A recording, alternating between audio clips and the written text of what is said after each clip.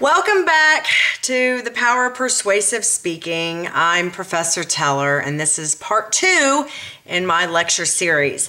All right, we've already covered the types of appeals, and we've already gone over really what the persuasive speech is supposed to accomplish. So now we need to really dig into the argument itself. Okay, let's talk about the argument itself.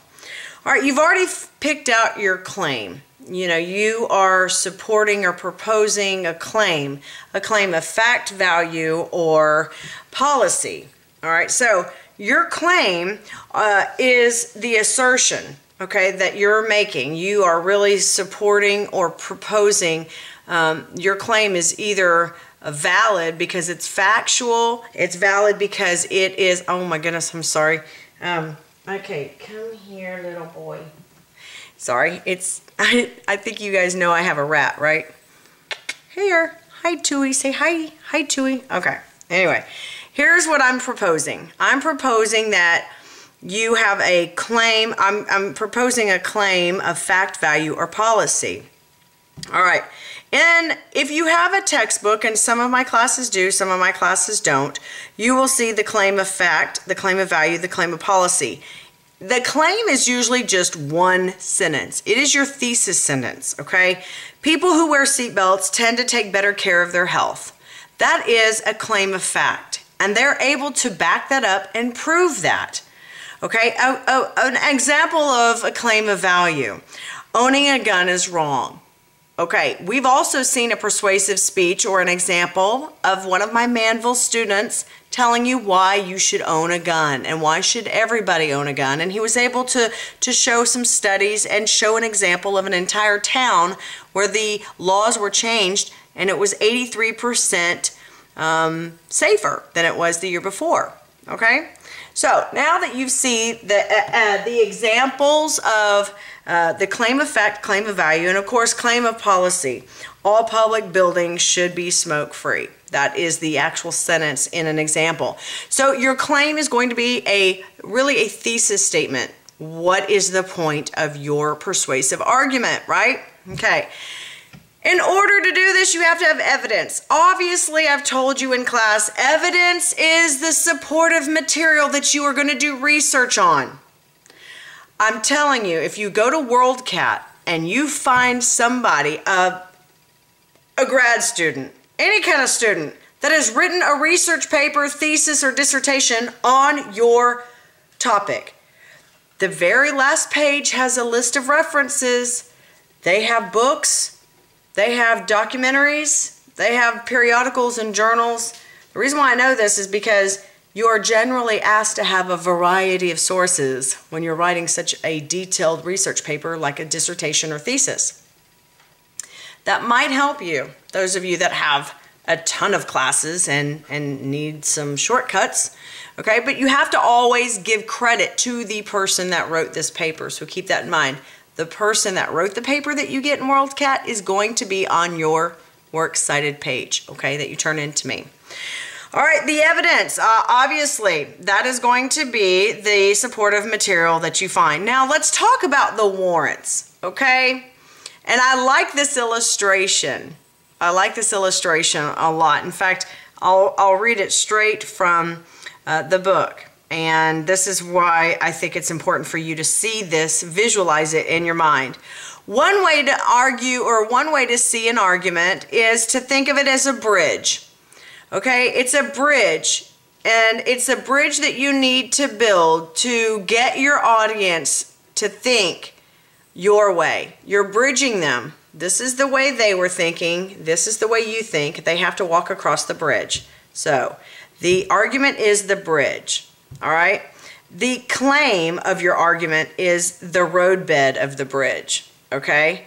And the fact of your argument are the piers. The warrants, that is what the piers are made out of. The warrants, that assures you that if these piers holding up this bridge are made out of concrete, you know they're not, that this road or this bridge is not going to go anywhere. It's pretty sturdy. And those are the warrants. Now, I believe totally that the warrant is a hidden meaning for tone in your voice. You have different kinds of warrants. And if you are sharing Lisa Ford Brown's textbook, then you know what I'm talking about. If you do not, and some of my classes do not have textbooks, let me just give you some insight. There are different ways to present your argument with all these different tones. And there are three major tones that I want you to pick up on: authoritative, motivational, and substantive. Okay? Authoritative.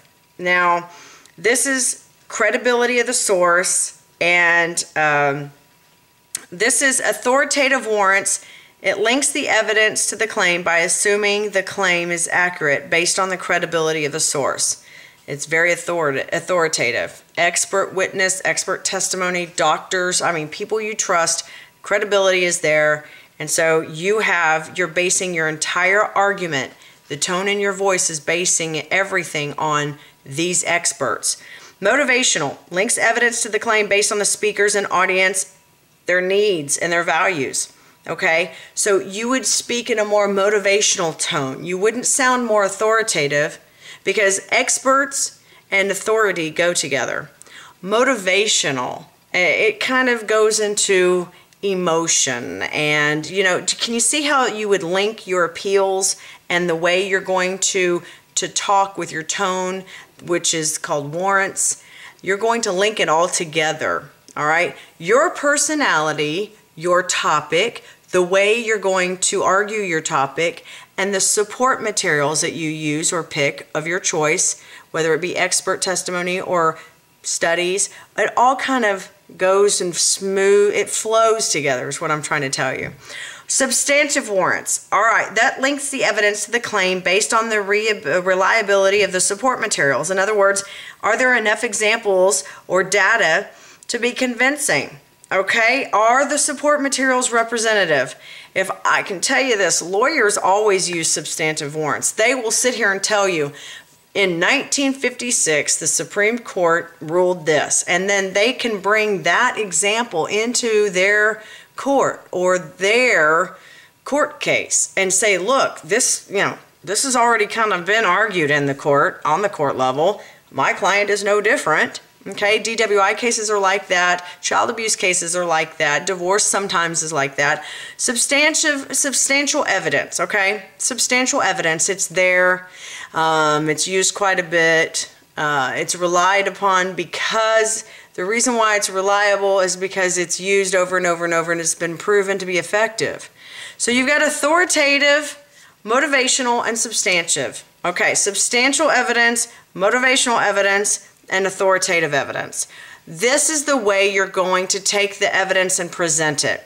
Okay, this is how you're going to argue. So what I'm trying to tell you too is be careful what you pick to support your argument.